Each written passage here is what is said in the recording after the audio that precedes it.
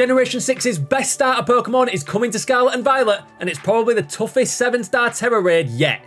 Yep, Greninja will be the next 7-star Tera Raid bossmon and will have a Poison Tera Type, which makes it a pretty solid hard counter to some of the best Pokemon in 7-star raids so far. It will almost certainly destroy any Azumarill you bring to the party, and the Slowbro you've been using to solo Cinderace won't stand up to much either, assuming that Greninja gets access to a Stab Dark type attack.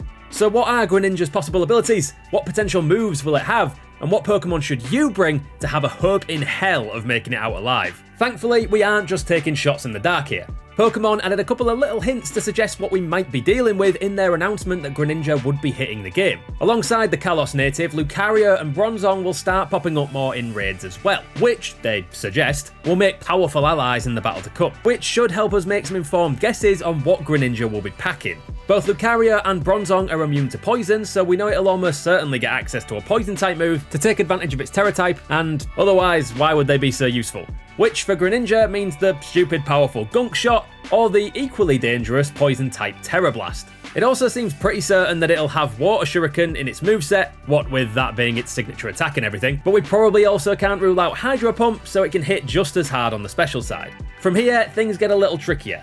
Bronzong being a good support mon for the raid might make you think that Greninja won't have access to a Dark type move, which seems weird, right? Especially since Greninja benefits from Dark type Stab, and gets access to Night Slash and Dark Pulse, giving it ridiculous attack potential on both the special and physical side. For that reason alone, Greninja has got to have a Dark type move, surely. But since it's a mixed attacker and you can get mileage out of either of its Dark type moves, it's pretty much impossible to decide which it'll get before the mon sneaks into the game. For its final base slot, our money is on the Psychic type move Extra Sensory. It'd help it deal with bulky poison types like Toxapex or Clodsire that could potentially wall the raid boss completely. The flinch chance makes it annoying, like all good raid fights should be, and it wouldn't be that much of a threat to Lucario and Bronzong, so Pokemon cover themselves there. Alternatively, it could get Brick Break, but since that'd make it a massive threat to Lucario, our money is on the Psychic instead of the fighting move. With all that said then, we're back in a moveset of Water Shuriken, Extra Sensory, Night Slash or Dark Pulse, I couldn't choose, and Gunk Shot, with potential bonus moves like Cinderace's Bulk Up, of Rain Dance to boost its Water Shuriken, and one of probably Hydro Pump or maybe Brick Break to help it deal with mons that set up on the physical or special side. So that's moves, and let us know in the comments just how wrong we were when Greninja finally hits the game on the 25th. What about abilities? Protean might have been absolutely busted when it hit the games back in Gen 6, but we've come quite a long way since then. For a start, it's been nerfed to only go off once per switch-in, which would make it fairly useless to a Tera Raid boss anyway, and in Gen 9, Terastallizing nullifies the ability. So it's almost definitely not going to get access to its hidden ability, because it just wouldn't work. In theory, it could also have Torrent, but since a lot of raid battles try to one-shot the bossmon without really lowering its health so the shield won't trigger, Torrent's effect of boosting attack or special attack when a water type move is used, if the user is at a third of its max HP, would likely prove to be equally useless for the raid. Which leads us to the only real one logical conclusion. Battle Bond. Introduced as an event-exclusive ability back in Gen 7's demo of all places, Battle Bond used to transform Greninja into Ash Greninja. But like Protean, it got a bit of a makeover for Gen 9. It still boosts Greninja's attack, special attack and speed by one stage when it knocks out a Pokemon, but it only triggers once per battle. So yeah, it's powerful, and it could straight up let Greninja steamroll through unprepared raid parties, but since it only pops once per battle, it's not quite as big a threat as it might have been. So, if we lock in Battle Bond, with a base moveset of Water Shuriken, Extra Sensory, Night Slash or Dark Pulse, and Gunk Shot, what are the best and worst Pokemon you can use to counter this tricky ninja? Like we said before, based on that moveset, your previous crutches of Stored Power Slowbro, Belly Drum Azumarill, or even Iron Hands are not gonna cut it here. So it's time for a new Pokemon to step up to the Tera Raid plate.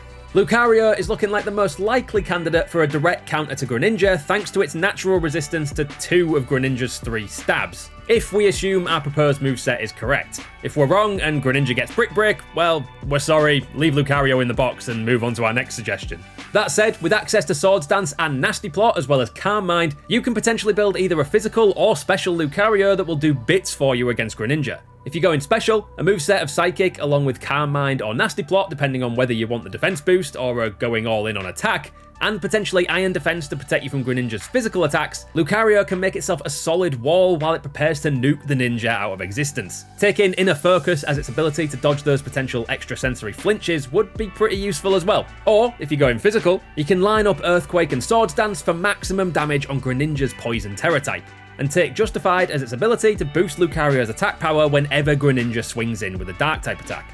All in all, Lucario is a very strong option, but just in case you don't like Lucario, or God forbid you're watching this a week from now and Greninja has Brick Break, there are other potential options.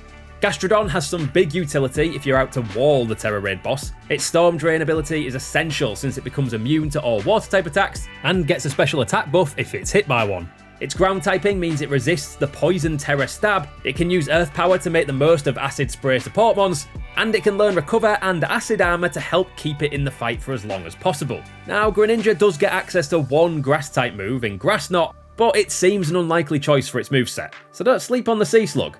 You also might have seen that Clodsire has been thrown around a lot, but if we're right and Greninja gets Extra Sensory, it stops this potential wall in its tracks.